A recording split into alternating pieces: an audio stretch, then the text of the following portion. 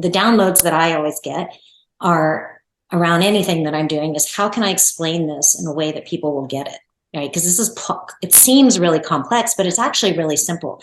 And the way that I understand it, it's really every reality is a dream. It's all really a dream.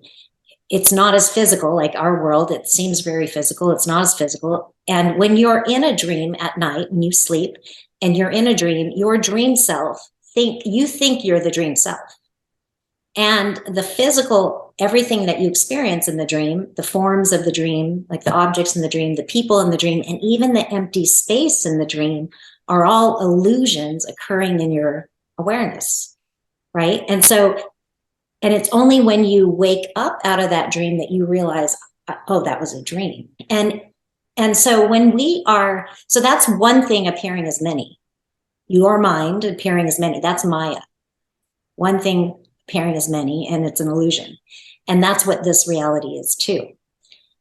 Now, in terms of creation, like what we were talking about, the spiritual heart creating your experience, shining through the chakras, basically, which are your belief systems.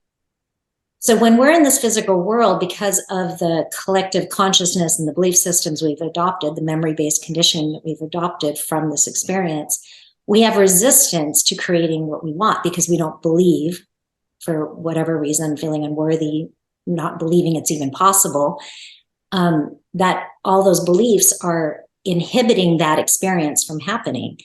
But when you explain to people that it's all just a dream, and imagine that when you're dreaming at night, when you dream at night, lucid dreaming, for example, when people wake up in their dreams and they know that they can create whatever they want in the dream, they have no resistance to it because it's a dream. But when they think of themselves in the physical world because they think it's real, right? They think it's more real than it actually is. They don't understand that it's also a dream. Now the resistance comes back.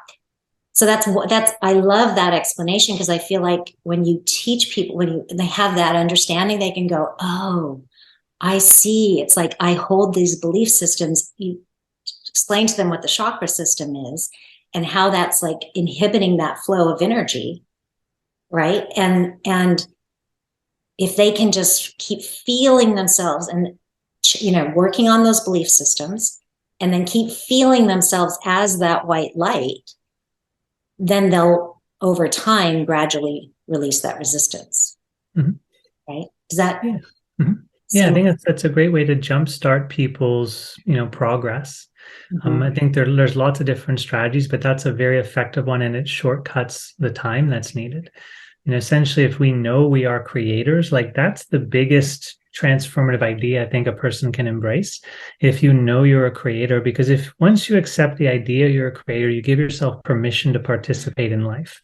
And that's a big struggle that people have, especially in the beginning of the awakening process, is they don't let themselves participate because the world has taught them, we don't care what you think. We don't want to know what you think. Just do what you're told. And so people have been conditioned in this world to do others' will rather than do their own will. And even in religion, they talk about God's will, but usually God's will is the religious idea of what you should be doing. It's not actually what God wants you to do. Yeah. So we're so heavily conditioned to not be in touch with our own creative willpower and to recognize like how powerful we are in our realities. So just giving someone permission to go try, to go do, just be yourself, express yourself, that unlocks all this creative energy. Mm-hmm. And then it's like what you said, the next thing is, just recognize that you can create what you want and you don't have to focus on removing anything.